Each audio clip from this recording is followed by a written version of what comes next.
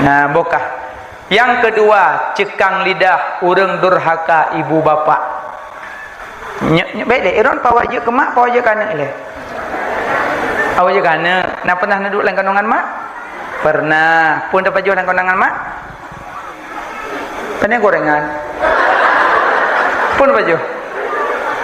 Hah?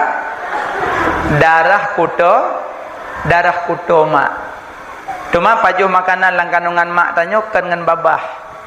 Ngan talo pusat. Babah getuk lang kanongan. Kenapa ke? Bek tepeh lidah ngan darah kuto. Bek tepeh bibi ngan darah kuto. Bek tepeh babah ngan darah kuto. Karena babahnya, bibinya, lidahnya yang ucap-ucap subhanallah